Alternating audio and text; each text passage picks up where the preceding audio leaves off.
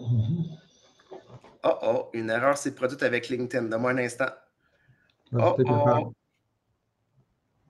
OK, laisse-moi juste voir. On est en direct en ce moment sur Facebook, mais on n'est pas en direct sur LinkedIn. Que se passe-t-il? On va aller voir qu'est-ce qu'il y a. Que passa? Que passa? Ça passer en direct. On va recommencer. Oui, vous êtes en direct. Excellent. Vive le direct, vive le direct. Vive le direct. Okay, alors, bonjour tout le monde. Merci beaucoup d'être là avec nous sur YouTube, sur Facebook, au défi 75 Hard et bien sûr sur LinkedIn. Aujourd'hui, dans le cadre du défi 75 Hard, dans le fond, qui est préparé par James Martel, on reçoit un autre invité. J'ai le plaisir de vous présenter Robert Guindon de Mobilium. Robert, merci beaucoup d'avoir accepté notre invitation. Hey, merci Simon. Ça me fait vraiment plaisir d'être là. Je pense que Simon, ça fait 13 ans qu'on se connaît. Puis, tu es le gars qui est le plus heureux d'être content que je connais.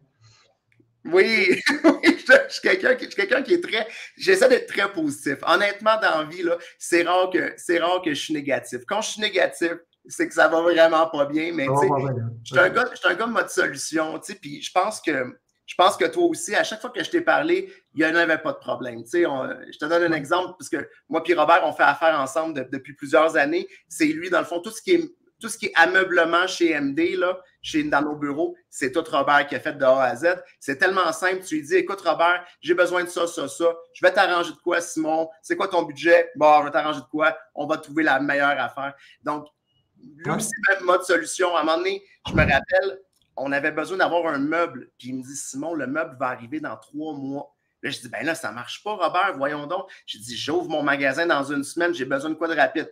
Fais-toi-en pas, Simon, je vais t'arranger ça. Il a pris un meuble usagé, il a tout usiné, il a mis la table, il s'est arrangé pour que ça soit parfait. Il dit, Simon, tu as un comptoir d'accueil maintenant. Faites ça en une journée. Fait que pour faire des miracles, Robert, je le sais que tu es là, puis tu fais pas la face de bœuf, tu fais comme le grand sourire, toi aussi. J'ai une solution pour toi, Simon. Fais-toi-en pas. On prévoit l'imprévisible, nous autres, tu sais. Fait que c'est ça. Fait que, Robert, dans le fond, avant tu me posais la question, tu me disais, c'est quoi dans le fond le but du podcast? Ben, le but du podcast, c'est que d'ici Noël, on fait dans le fond des entrevues avec des entrepreneurs québécois. Pourquoi? C'est qu'on veut propulser l'entrepreneuriat québécois sur LinkedIn. Hier, j'en parlais justement avec Isaël Morin, qui est dans le fond un expert en LinkedIn, tu sais, puis il me disait, Simon, le direct, je trouve ça vraiment le fun. Je trouve que c'est vraiment une belle façon de pouvoir, dans le fond, diffuser notre image. Je suis totalement d'accord avec lui. Donc, on essaie d'en faire beaucoup. Et juste faire une petite parenthèse, on était supposé se voir je pense, le 17 octobre dernier. Ouais. Et tu as eu un gros accident de vélo. On a été obligé de reporter, là. Oui, exact. J'avais eu une commotion. Je ne m'en souviens pas de l'accident parce que c'est du monde qui m'en l'ont dit, mais je me suis réveillé puis j'avais la face ensanglantée, tout de ce côté-ci, là, le nez, entre autres. Mais c'est une petite tache de rien au niveau du nez. Puis tout le côté du visage ici, j'ai scrapé le plancher, là. Puis c'est ça. C'était pas beau. Le pire, c'est que comme entrepreneur, je pensais toujours que j'étais capable de faire l'entrevue. Mais bref, le matin, ou je pense que c'était le vendredi matin, ouais, c'est arrivé jeudi soir, donc vendredi matin, j'ai dit, ben, je pense que ça ne sert pas. Fait que, évidemment, un entrepreneur comme toi s'est reviré de bord, certainement, puis il a fait quelque chose d'autre. Fait que, parfait. Écoute, moi, ça m'a tellement fait rire parce que tu m'as regardé, puis j'ai fait comme, est-ce que c'est ton déguisement d'Halloween? Tu m'as dit non, ça, c'est un accident de vélo, Simon. J'étais comme, oh my God, c'est réaliste. Oui, c'est ça. Exact, oui, c'est ça. Fait que, désolé de l'inconvénient, mais bref, tout est correct aujourd'hui. J'ai pas de séquelles. Quand on perd connaissance dans un accident, on se réveille, puis on vérifie, on a-tu nos dents, on est-tu tout correct. Je suis entouré de bonnes personnes quand je faisais mon activité, fait que ce monde-là, ils sont occupés de moi, puis un petit tour dans l'ambulance, puis c'est ça. J'ai perdu la carte, on me dit à peu près un 45 à 1 minute et quart, apparemment. Fait que, un petit peu de perte de mémoire. Sur le coup, j'ai aucune idée de ce qui s'est arrivé, là. On perd un 15 secondes avant l'accident, puis après ça, ben, on se réveille tranquillement, puis être sonné, là, c'est pas un feeling qui est agréable, là, je ne le souhaite pas à personne. Les signes, c'est de s'assurer, si on a du vomissement après notre commotion cérébrale, ça, c'est important. faut vraiment faire attention à ça, puis aller se rentrer à l'hôpital si c'est le cas. Moi, ce n'était pas le cas. J'étais habitué, c'était ma 5e. J'étais habitué depuis mon enfance. Bon, génial, on est content que tu sois avec nous. On va tout de suite commencer, Robert. Oui, j'aimerais, dans le fond, savoir, c'est quoi, dans le fond, ton parcours professionnel? Dans le fond, c'est quoi les études que tu as faites? Qu'est-ce qui te mène à être dans une entrevue en direct avec moi ce midi-là? Bien, je te remercie de me demander. Moi, chez nous, on parlait en français et j'ai étudié en anglais. J'ai réussi à rentrer parce qu'un des membres de ma famille parlait en anglais. Alors, j'ai fait mon primaire, secondaire et cégep en anglais. Et chez nous, on parlait français. Bon, l'avantage et l'inconvénient là-dedans, l'avantage, c'est d'être capable de parler en anglais et en français couramment, sans avoir aucun accent. L'inconvénient, c'est que je n'étais pas bon en français, je ne suis pas bon en français écriture aucunement, et je ne suis pas bon non plus en écriture, anglais non plus. Fait que, je m'amusais à blâmer les deux. Bon, puis après, à un moment donné, j'en ai fait comme un genre de burn-out. Parce que j'essayais souvent de cacher que j'étais illettré en français. Et puis, ça m'a mené à un burn-out. Puis finalement, j'ai eu une conjointe qui était formidable à l'époque. Elle voulait devenir professeure de français.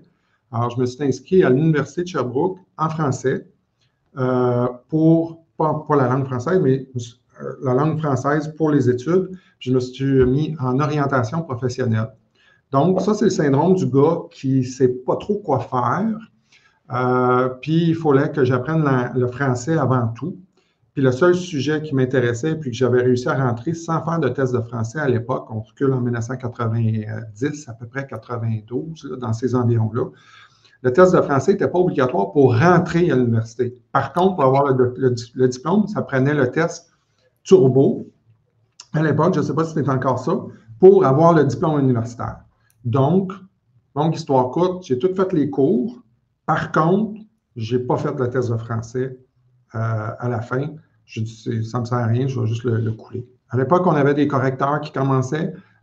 C'était Hugo, à l'époque, WordPerfect, tu sais, qu'on utilisait. Puis maintenant, ben, j'ai Antidote. Fait que Antidote, ça m'aide beaucoup pour ma composition. Mes erreurs de français, que moi, tu sais, là, les fameux textes là, qui est comme tout croche, là, moi, je n'ai pas de trouble à lire ça, puis je ne vais jamais reprocher qui que ce soit qu'il y a une erreur de français dans son texte. Bien, je comprends ça. Maintenant, je veux savoir qu'est-ce qui t'a poussé à fonder Mobilium, tu sais? Puis j'aimerais ça, dans le fond, que tu nous expliques également, dans le fond, la mission de ton entreprise. Bien, j'ai eu la chance de rentrer. On m'avait donné une opportunité de rentrer chez une compagnie qui s'appelle Bureauspec. C'est fermé aujourd'hui, mais qui vendait du mobilier de bureau. C'était une grosse boîte à Montréal.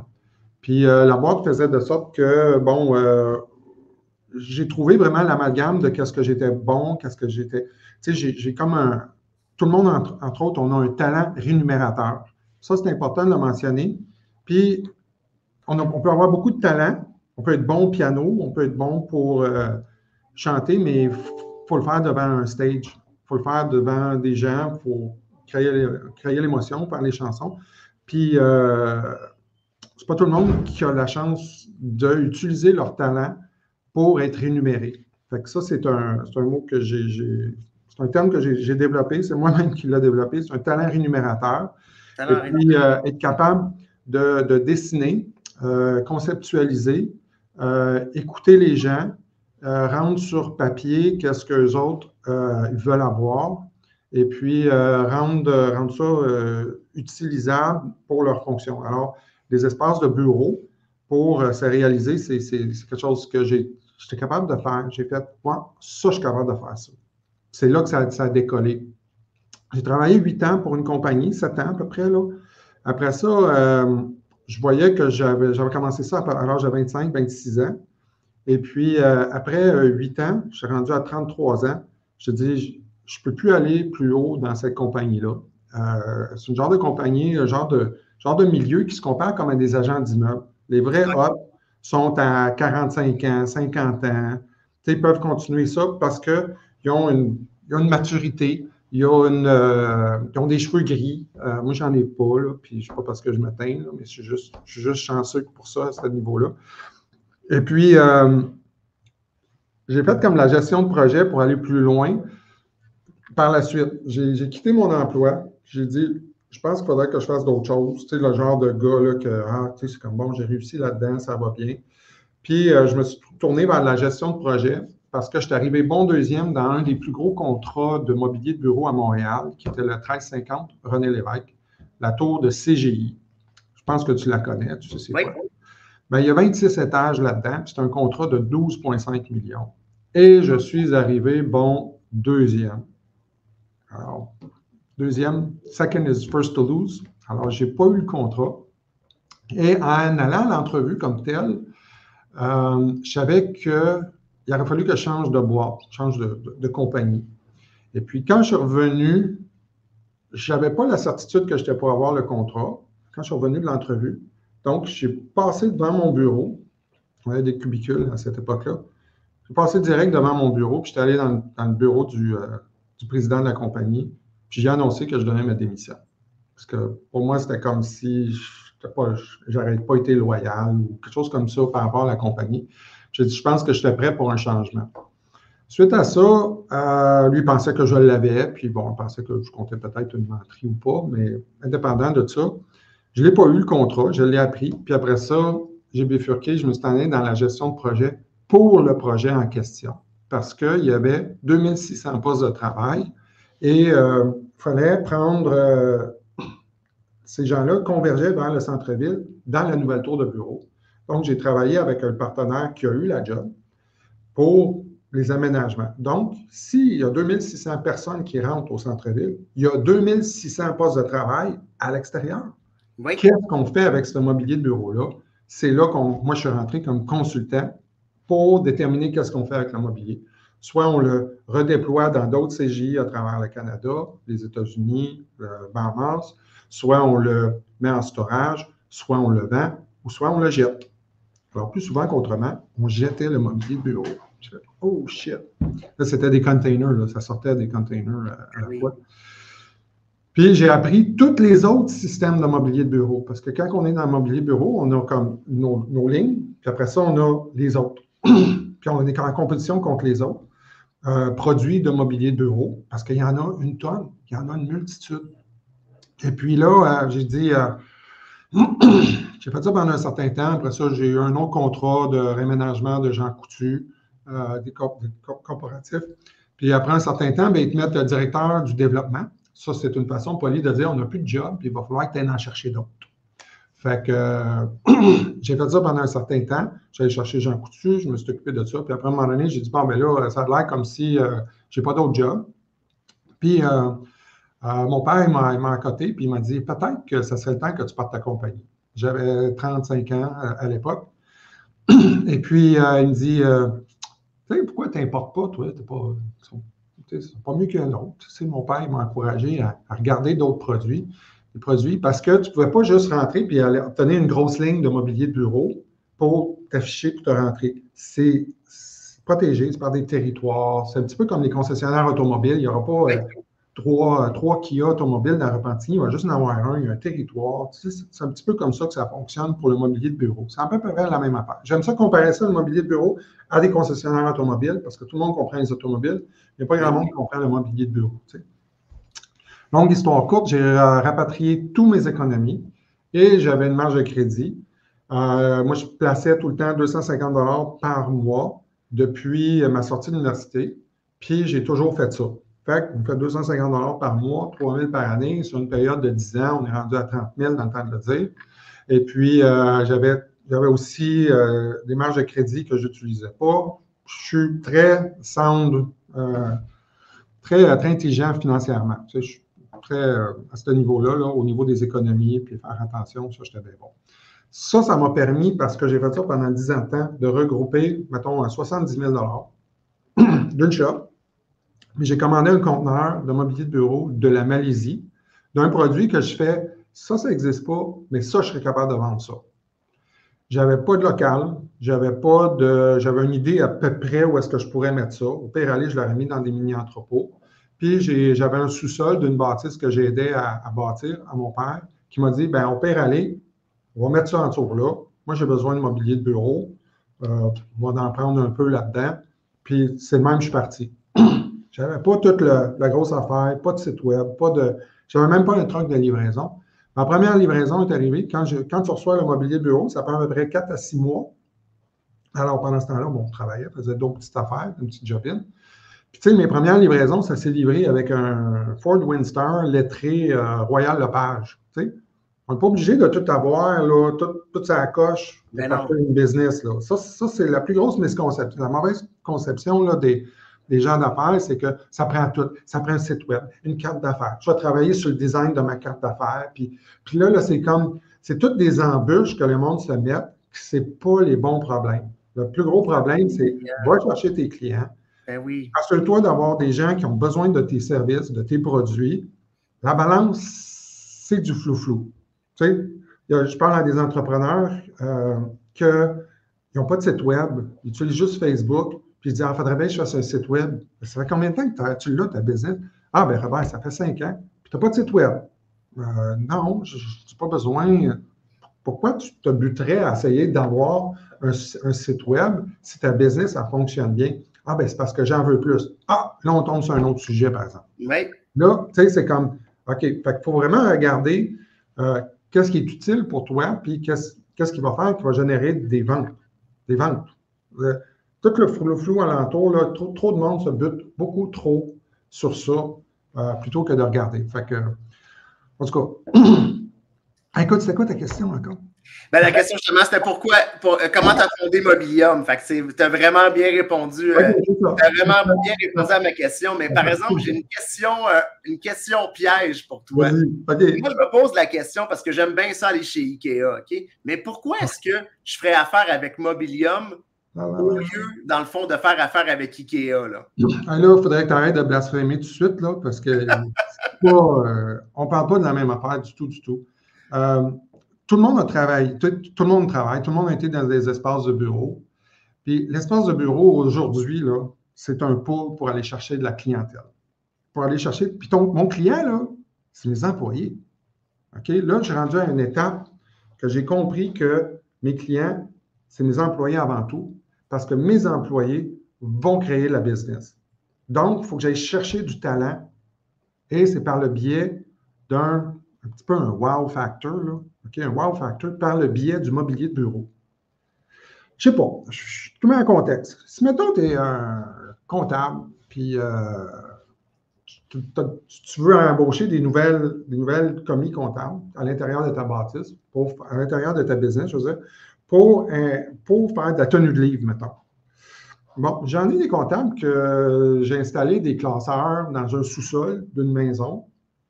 Les gens travaillent sur des tables pliantes avec un ordinateur, puis eux autres, ben, ils font la tenue de livre.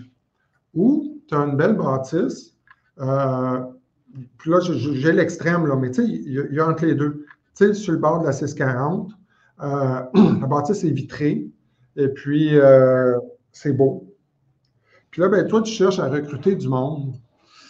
Le petit sous-sol versus une bâtisse qui est beau, pour à peu près le même salaire, je pense qu'il y a du monde qui vont vouloir aller dans la belle bâtisse avec un plan que ce n'est pas raboudiné par le biais du, tu sais, j'ai pris un bureau là, j'ai pris la table qui a 30 ans, puis le bureau. Puis dans le temps de dire du mobilier de bureau, là, ça vieillit au niveau de sa couleur, mais la fonctionnalité reste pareille.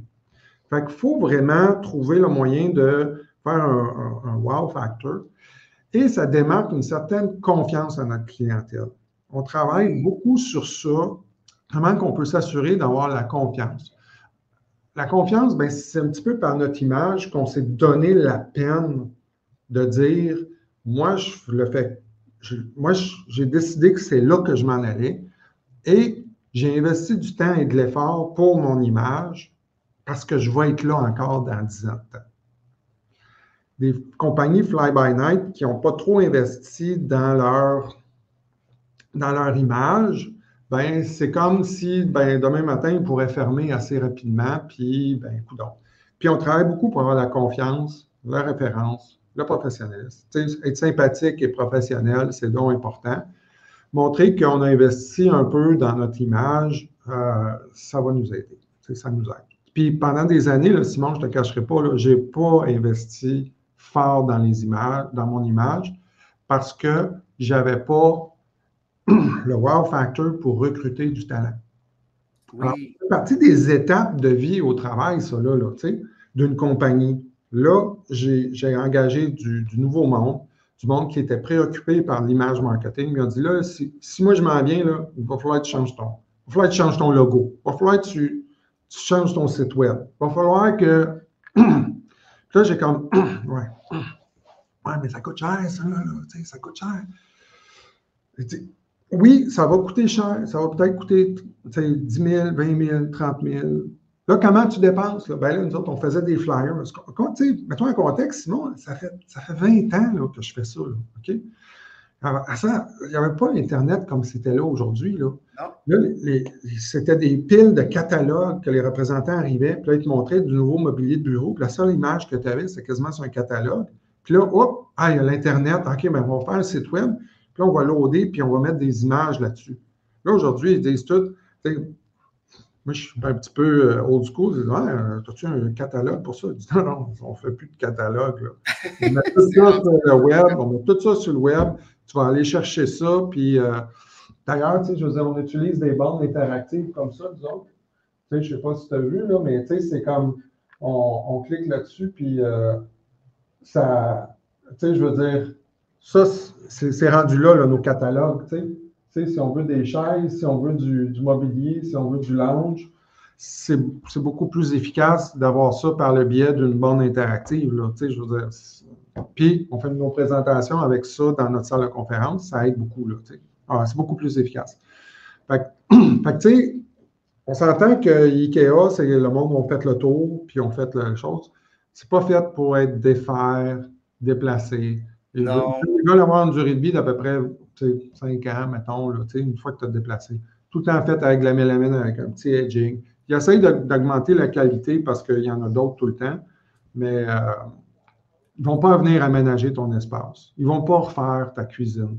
Ils ne vont pas te sortir un plan. Tu ne peux pas avoir des murs en vitre chez IKEA.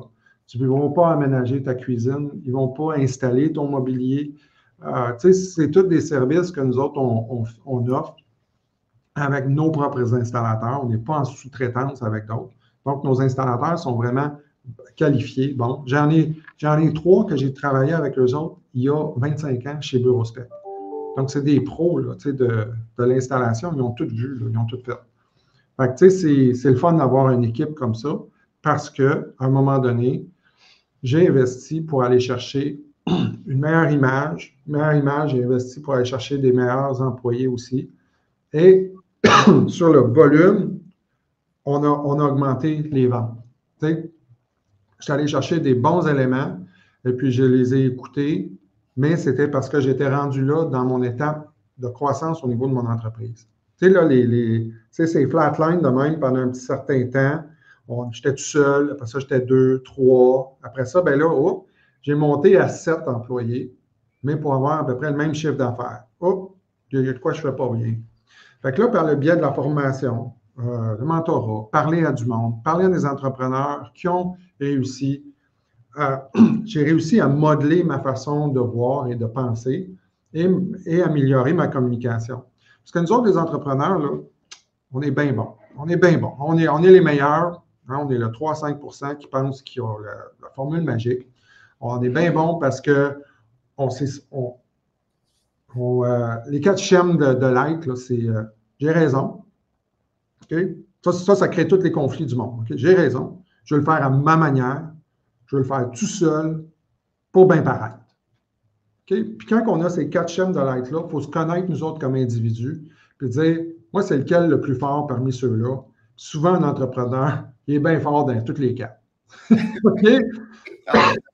Il se pense meilleur qu'un autre parce que moi, je l'ai l'affaire. Puis, tu sais, fait on n'est pas tout le temps prêt à se, comment je peux dire, juste rétrograder dans notre ego pour aller chercher l'aide, puis les idées des autres, puis les mettre en contribution. OK? Puis après ça, ben, c'est de comment qu'on transige avec le monde, comment qu'on transige avec mes clients. Mes clients, c'est mes employés. C'est eux autres qui me créent la multiplication de nos services. Si eux autres ne sont pas bien, ne sont pas satisfaits, ne sont pas assez bien payés, ils prennent ton emploi comme étant, ben là, ça c'est bon pour le moment. Oh boy, c'est en attendant, je fais ça. Ben, ça, on a décidé à un moment donné, on va augmenter les salaires de tout le monde. Pendant la pandémie, là, après la pandémie, là, on a tout jumpé les salaires là, au niveau des installations, tout ça. Là, je pense qu'on a jumpé ça d'à peu près 4 across the board pour nos installateurs. Quelqu'un qui était à 20 était rendu à 24. Quelqu'un qui était à 18 qui était rendu à 22. Puis là, on a redonné encore une fois une autre augmentation dernièrement à nos employés. Puis, assez bien payé que, tu sais, il y en avait un, tu sais, il venait, puis, ah, ben là, j'attends pour faire mon cours, puis c'est puis ça. Il dit, comment tu penses que tu vas gagner, puis ça va être quoi ton style de vie après ça, là, tu sais? Puis là, ben, finalement, lui, on l'a gardé. Il a lâché son projet d'aller faire une autre formation. Puis là, maintenant, il est ici, puis il dit, ah, moi, je vais m'aligner, là, puis je m'aligne, puis je vais rester ici, là, tout le temps, là, tu sais. Fait que ça, là, c'est les changements au niveau de l'entrepreneuriat que j'ai fait, que tout le monde doit faire, doit s'adapter. Parce que, comme entrepreneur, notre durée de vie de notre compagnie, tu sais, souvent ils disent, ben, une compagnie, 50% des compagnies ferment dans quoi, 2, 5 ans? 4 ans, je pense. 4 ans, tu sais. Ben, pourquoi? On avait raison, on savait comment le faire, on était bon tout seul, puis on voulait bien paraître. Bon, fait que, il y a quelque chose là-dedans qui fait que on a toute la solution. Là. Pourquoi elle n'est pas en application? Pourquoi il y a une compagnie qui réussit à le faire versus un autre? Alors, ça, c'est le genre de questions qu'on se pose. Puis, il faut s'y poser pour que notre compagnie continue d'évoluer, puis que notre étape de vie au travail, notre motivation, reste là. Moi, je suis un gars de challenge, tu sais. J'aime ça, les challenges. J'aime ça faire, excuse-moi, des affaires qui sont relever des défis. Oui. Là, on comprend que si ça fait 20 ans que je suis dans la même business, je ne rentre pas avec la même motivation. Quand tu rentres, au début, tu as des prêts qu'il faut que tu remettes. Il y a de l'argent, tu as mis tes shorts à la table. Tu as mis toutes tes économies de ta vie pour faire marcher ça. Bien, 15 ans plus tard, tes prêts sont payés, tes inventaires sont payés. Tu sais, je veux dire, la motivation, c'est plus la même. Puis il faut se l'admettre, puis il faut le savoir qu'on va changer, puis on va se transformer pour faire fonctionner notre compagnie de la façon qui est la plus optimale pour nous autres. Il faut se trouver le moyen de se motiver davantage. Alors, comment on fait ça? Le mentorat, tu parles, Robert, de motivation. Moi, je t'ai connu, dans le fond, à l'époque, justement, tu faisais du mentorat. Je t'ai posé la question tantôt, tu me dis que tu en fais toujours. Peux-tu nous parler un peu de ça, dans le fond? C'est quoi cette implication-là? C'est bénévole, si je ne me trompe pas? Oui, absolument. C'est bénévole. C'est chapeauté par Sinov, les chambres de commerce locales. Ça, c'est comme normal que tout ça est ensemble parce qu'eux autres, ils ont le bassin de gens d'affaires, ça fait longtemps. Puis, ils ont le bassin de connaissance des nouvelles entreprises qui veulent faire leur marque dans leur marché respectif localement. Donc, le mentorat, c'est ça. C'est une belle organisation chapeautée par Sinov. Nous autres ici, c'est ça. Dans d'autres municipalités, ça peut être différent, mais le mentorat reste le mentorat pareil. Puis, nous autres, c'est bénévole. Moi, je vais chercher beaucoup. Ça fait plus que 10 ans, ça fait 10 ans au moins que je fais ça. On appelle ça des duals, des tandems, des mentorats, des relations. Ça a évolué au fil des années. On appelle ça des différentes affaires. Puis, j'étais en contact avec la plupart de tous mes mentorés. Et puis, ils ont tous des business qui fonctionnent. Il y en a la business a changé, mais l'individu, c'est ça notre mandat. C'est s'assurer que l'individu, si sa business ne fonctionne pas, qu'il reste quand même dans un esprit d'entrepreneurship et qui va se réaliser dans un autre business. C'est possible, là. Excuse-moi, je vais prendre une petite gorgée d'eau. Parfait. Pendant ça, je te pose justement une question. Est-ce que tu aurais une histoire de succès à nous partager? Donc, quelqu'un que tu as fait du mentorat avec lui puis qui a eu une belle histoire de succès. Donc, dans tes 10 dernières années, aurais-tu quelque chose à nous partager? J'en ai un en particulier que lui avait travaillé, commencé très jeune à travailler dans du granit, OK? Couper du granit, puis dans une shop de quartz, de granit. Aujourd'hui, quand on s'est rencontrés, c'est un gars qui connaissait rien des affaires. C'est vraiment, mais il y avait les schèmes d'un entrepreneur, c'est-à-dire il avait raison, il savait quoi faire, et, tu sais. Mais, puis après ça, comment je fais pour aller chercher un prêt? Puis là, il a créé un plan d'affaires avec Oxinov. Il y a des subventions de disponibles, il y a de l'aide de disponible, il y a des matrices de comment s'organiser. Et puis, aujourd'hui, je pense qu'il est en train de se construire une grosse cabane sur le bord du fleuve. Si tu vois le genre, il regarde pour s'acheter une bâtisse commerciale 2 fois la grandeur de ce qu'il y a. Puis des machines qui est allé chercher outre-mer pour couper le granit, tout le temps dans le but d'augmenter la productivité. Puis on parle des machines qui est dans les 100 000. Fait que, tu sais, pour un gars qui travaillait à 15$ de l'heure quand il était ouvrier à l'époque, puis aujourd'hui, là, c'est le gros rush avant Noël, puis tout le kit. Puis là, des employés, puis c'est un gars qui a travaillé beaucoup. Beaucoup, c'est énorme. Il se posait la question s'il allait coucher chez lui le soir. Tu sais. C'est à ce point-là, mais il y a la réussite qui va avec. Quand on est entrepreneur, il ne faut pas se le cacher, on a l'opportunité de faire toutes les heures qu'on veut. C'est l'inconvénient en même temps. Parce que justement, c'est ça qui fait qu'on peut se brûler à l'intérieur de ça. Et c'est pour ça qu'il faut vraiment se connaître. Et par le biais du mentorat, on peut obtenir l'expérience de des gens qui ont déjà passé par là. Puis ceux-là qui ont investi leur argent durement gagné pour essayer d'avoir un meilleur futur. Parce que ce n'est pas nécessairement au moment présent qu'on va en profiter. Parce que on va se créer ce challenge-là, ce défi-là, qui demande énormément de temps et d'énergie. Et un petit peu rétrospection sur soi. On va beaucoup mettre nos propres vies, nos propres projets en stand-by pour atteindre nos objectifs. Parce que c'est ça, on a des objectifs, on a des défis qu'on se relève. Ça ne veut pas dire qu'on va les atteindre, mais des fois, le processus pour se rendre est quasiment plus le fun que le résultat. Quand on a un résultat, c'est encore meilleur, là. Je ne te le cacherai pas, là, c'est vraiment bien. Puis, il faut aussi prévoir qu'un jour, notre emploi et notre business va terminer. Hein? Ça va, à un moment donné, ça va finir. On ne sait pas dans quel contexte. Soit le meilleur, le summum, c'est de vendre notre entreprise. On peut vendre puis rester comme employé. Malheureusement, il y a des faillites. Il y a malheureusement des gens que par la santé, burn-out, épuisement professionnel, il y a toutes ces sauces-là. Donc, c'est pour ça, le mentorat, c'est bien le fun de se mettre en contact avec des gens qui pourraient nous supporter dans nos périodes les plus difficiles.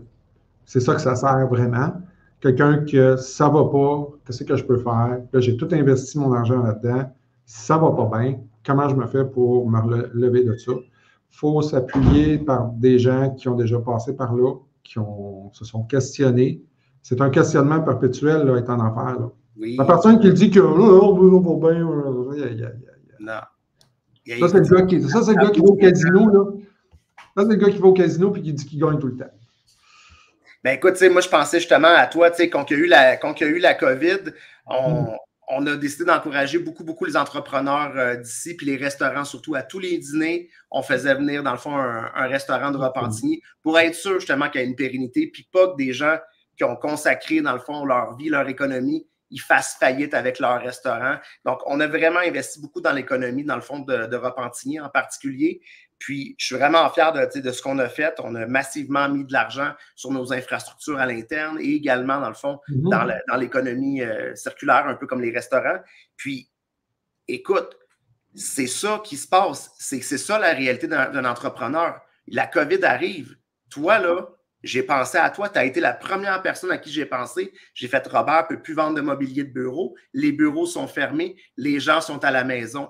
Mais tu sais, je suis sûr que la première chose que tu as pensé, c'est qu'est-ce qu'on peut faire? Qu'est-ce qu'on peut faire? Est-ce qu'on peut aider les gens à la maison? Est-ce qu'on peut vendre du plexiglas pour protéger les magasins? Je suis sûr que tu as eu plein d'idées qui ont apparu dans ta tête sur le champ. Ce qui fait la différence, selon moi, entre un bon entrepreneur puis quelqu'un peut-être qui aurait plus de la difficulté à s'adapter à un gros changement comme ça. Oui, ben, j'ai toujours été prêt à m'adapter au niveau du changement parce que j'ai une gestion saine au niveau des sous. OK? Puis ça, c'était pour moi c'était tellement important que ça pourrait aller mal. Puis on est un entrepreneur, quand il y a des dettes, il est à tant de mois de la faillite. OK? Puis pour moi, ce n'était pas une option de vivre comme ça.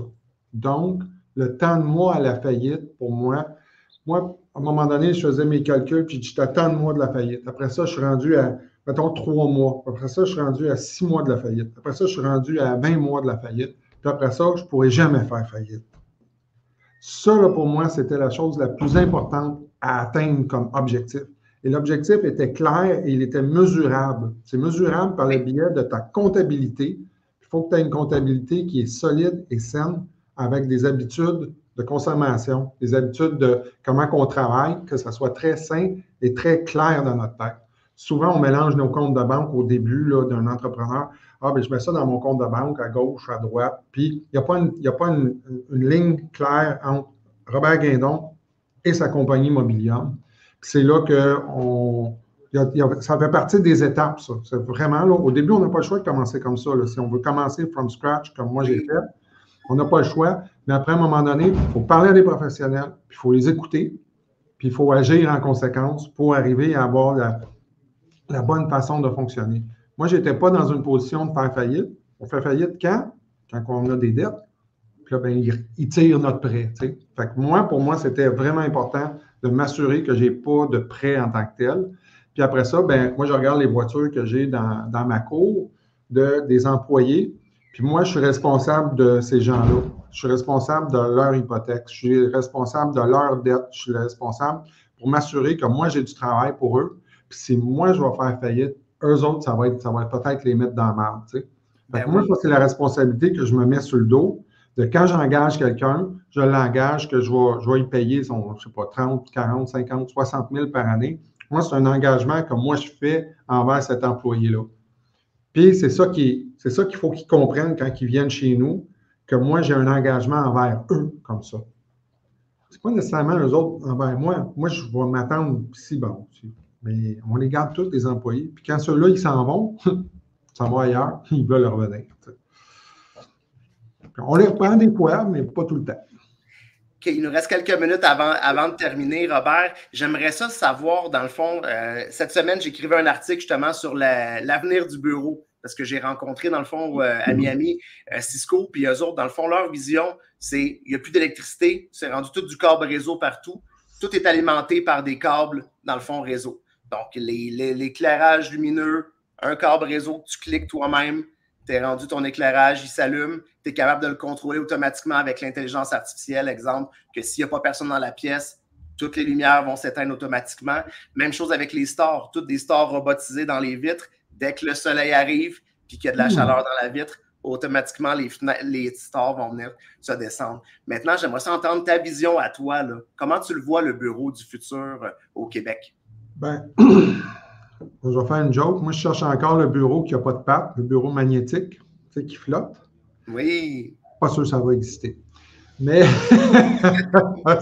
ça serait mon idéal. Dans le fond, on veut une surface, puis on veut être mobile. Tu sais. Notre bureau, c'est par le biais des appareils électroniques, beaucoup. Je vais aller en voyage, puis je vais apporter mon téléphone. Puis de là, je devrais être capable de fonctionner pour répondre à la base. Tu sais. On est très, très, très dépendant au niveau de l'informatique et ça nous prend simplement une surface et un environnement qui nous motive.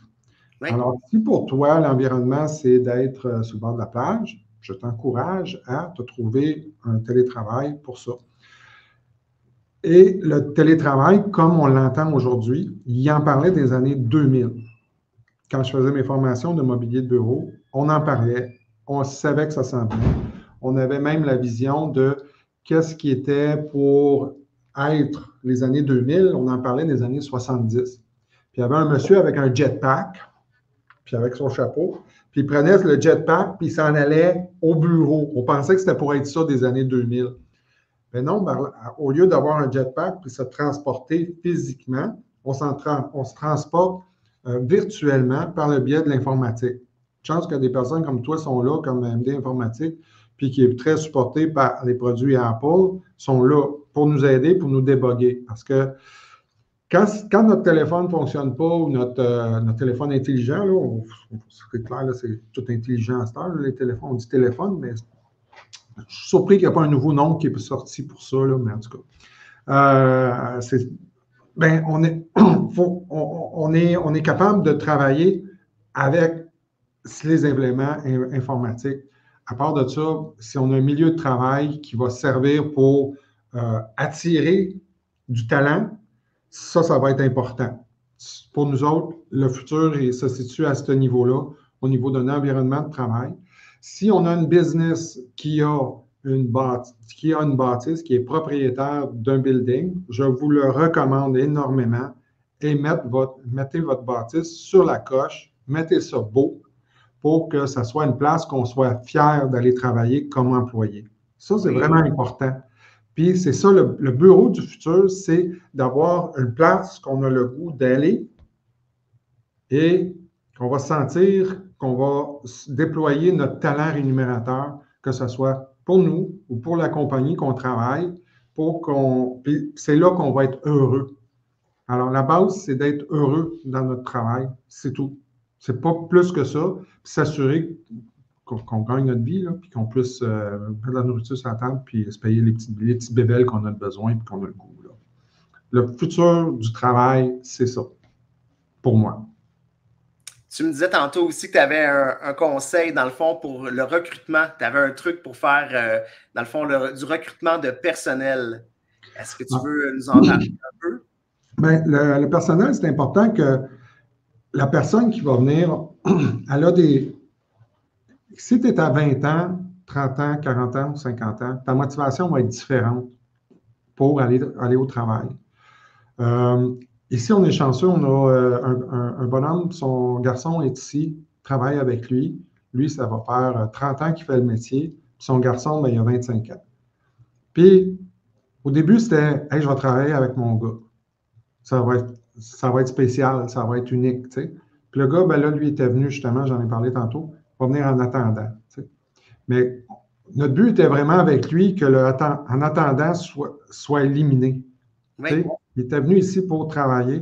Puis ça, c'était quelque chose. Fait que chaque employé, on développe une certaine une relation personnelle avec eux autres, qu'on sait qu'est-ce qui se passe les fins de semaine. Tu sais, ça a-tu bien été, ça a-tu pas bien été. On prend le temps quand les gars reviennent sur une job de leur parler. Puis c'est eux autres qui vont nous faire le recrutement pour aller chercher des gens qui vont vouloir travailler avec nous. Tu sais. C'est vraiment, à l'interne, ça, c'est quelque chose qui est comme le plus important. Moi, quand je vois des postes de travail sur LinkedIn, puis de ci, puis de ça, puis de postes de travail affichés, puis on cherche un VP ou un président de... Voyons, il y a combien de monde qui travaille chez vous? Il y a 200, peut-être 30, 40, 50 personnes. Puis il n'y a pas personne qui veut diriger la compagnie. Ben voyons donc. Elle connaît déjà tout comment ça fonctionne. Là. Ben oui. Comment ça? Qu'est-ce qui se passe des dirigeants? Qu'est-ce qui se passe des propriétaires qui mettent une pression absolument incroyable qui fait que de l'interne, les gens ne veulent pas accéder au poste supérieur? Il faut se poser la question comme entrepreneur, pourquoi c'est comme ça? Si on n'est pas en train de se poser cette question-là, peut-être que ça serait le temps de regarder pour faire un transfert d'entreprise. Parce que ça veut dire quoi? Ça veut dire, on n'est pas heureux, on transpose ça sur nos employés. Puis les autres, ils ne veulent pas ma job. Ils ne veulent pas cette chose-là. Moi, j'ai hésité tellement à m'en aller en affaires parce que mon père revenait chez nous. C'était un entrepreneur. Il revenait chez nous. Il semblait pas particulièrement heureux parce qu'il y avait tous les stress financiers, les stress de ça. Puis, il n'y avait pas comme la façon de laisser aller ça pour dire, ben là, aujourd'hui, je rentre chez nous avec mes enfants, mes ci, mes ça. Puis, il y avait quelque chose qui faisait que moi, là, je ne voulais pas sa job. Moi, je ne voulais pas. Fait qu'il faut vraiment prendre le temps de chaque personne, chaque individu, quand on rentre en communication avec eux autres, on n'amène pas notre cochonnerie là, par en arrière. Là. On n'amène pas notre nuage. C'est une nouvelle personne, c'est une nouvelle conversation. Elle ne sait pas qu'est-ce qui s'est passé en arrière. Je vous parle de ça, mais elle ne sait pas nos problèmes. Ça ne la concerne pas. Non, faut pas se défouler, tu sais, puis c'est ça qui est triste, c'est que souvent on arrive en un gros stress comme entrepreneur, mais tu peux pas arriver puis le mettre sur les enfants en arrivant à la maison, là. Eux autres, ils n'ont rien demandé, là. Eux autres, ils sont dans leur petite enfance, sont avec leurs amis, etc., tu sais, puis même s'ils chiolent qu'ils n'aiment pas le souper, ben, tu sais, faut pas commencer à dramatiser ça à cause qu'il y a eu une mauvaise relation avec le client durant la journée, parce que c'est un peu ça la réalité aussi d'être entrepreneur, Robert. Tu sais, je suis sûr et certain que tu as des beaux succès, mais il y a des fois que sûrement que tu as voulu faire le mieux que tu pouvais, mais le client n'aimait pas la couleur du meuble. Pourtant, c'était la couleur qui avait été négociée. Puis là, il commence à sacrer, puis j'aime pas ça, puis c'est pas ça que j'avais dit. Là, tu fais comme, regarde, je t'ai fait signer le devis, tu as choisi la couleur, c'est toi-même qui as signé. Non, tu vas me ramener tout ça. Tu sais, c'est des stress énormes comme ça, tu sais, qu'on a comme entrepreneur que, justement, il ne faut pas ramener à la maison. Tu sais. Fait que c'est là que c'est un gros enjeu. Si tu es capable de ne pas le ramener à la maison, je suis vraiment fier de toi, Robert, parce que c'est pas tout le monde qui est capable de faire ça. Exact. C'est pas fait pour tout le monde d'être entrepreneur, ça, il ne faut pas se le cacher non plus, là. C'est vraiment pas fait pour tout le monde. Puis, il faut se questionner sur une base régulière, puis comment on peut se modeler, comment on peut changer notre perception pour arriver à notre but, pour arriver à notre défi, là, notre objectif. C'est aussi simple que ça, puis à la fois, c'est très complexe en même temps. Puis, je félicite tout le monde qui ont des entreprises, franchement, là, puis tout, tu sais, je veux dire, si, mettons, quelqu'un vient me voir et dit « Hey, Robert, moi, je vois ton entreprise, je vois tes affaires, puis je suis entrepreneur, puis tout, deviens mon meilleur ami. » Là, ben oui. 2 secondes.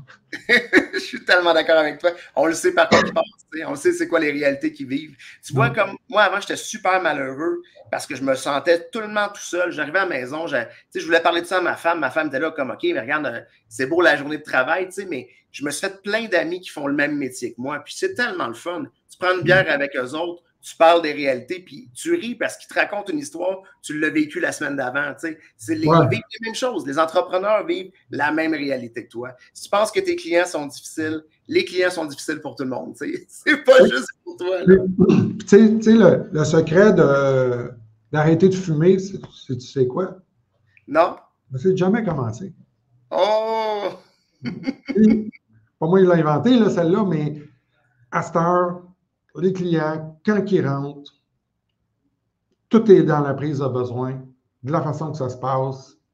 Et il faut, à un moment donné, l'expérience fait de sorte que des fois, on dit, sais-tu quoi? Il y en a un autre qui travaille là-bas, là. Ben oui. Tu pourrais aller le voir. Je suis sûr qu'il va mieux t'aider que moi. Non, exactement. Ça prend énormément de sagesse pour être capable de faire ça. Ben, on est des super-héros. On est des super-héros, on veut tous les faire, on veut sauver le monde, on veut sauver la planète. Mais des fois, quand tu as le red flag d'en face, il faut que tu sois capable de faire. Sais-tu quoi? Je pense que ça fonctionnera pas. Il faut être capable de le dire, le non. C'est difficile d'être entrepreneur et de dire non, mais il faut le dire. Puis le pire, c'est que moi-même, je me le suis fait faire. Moi, j'étais le mauvais client de quelqu'un, puis il me l'a dit en pleine face. Dans prise de besoin, j'ai fait « Il vient-tu juste de m'envoyer chier poliment? » La réponse était oui. OK, moi aussi, je peux être un mauvais client pour quelqu'un aussi.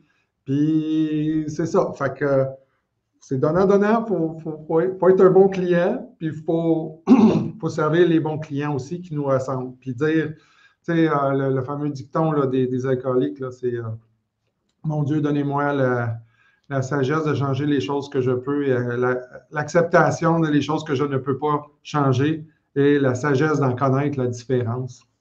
C'est ça. Ça vient là-dessus. Robert, je te remercie beaucoup d'avoir été avec nous aujourd'hui. Je te souhaite de passer une belle journée. On te suit bien sûr sur, dans le fond, le site web de Mobilium. Donc, tu nous parlais que tu avais un site avec tes produits. On t'appelle, on t'ajoute sur LinkedIn aussi. Toutes les gens, dans le fond, vous avez besoin de mobilier pour soit, dans le fond, votre bureau à la maison, votre bureau, dans le fond, dans votre tour à bureau. On fait affaire à Robert. Il va pouvoir vous faire un service personnalisé sur mesure. Donc, si pas moi, c'est mes employés. Puis mes employés sont rendus quasiment meilleurs que moi. Ben, écoute, c'est bon ça. Donc, on va appeler tes employés. Je te remercie beaucoup, dans le fond, d'avoir été présent. Puis, je te souhaite un bon succès. Puis, merci beaucoup de tout le bénévolat que tu fais justement pour le mentorat. Continue parce qu'on a besoin justement de continuer d'épauler les entrepreneurs québécois et québécoises. Ça me fait plaisir. Puis, je te remercie énormément, Simon. J'espère aller te voir quand je vais aller en vacances. C'est sûr, je fais un crochet pour aller te voir. Tu n'as pas le choix, sinon je ne serai pas content. on ira voir un spectacle ensemble. C'est sûr et certain, on va aller voir un spectacle de cirque. Fantastique, ça va être le fun. OK. Parle-moi de ça. Bye-bye, Robert. Merci à tout le monde qui était là. Merci à tout le monde. Bye-bye. On ferme ça comment, là?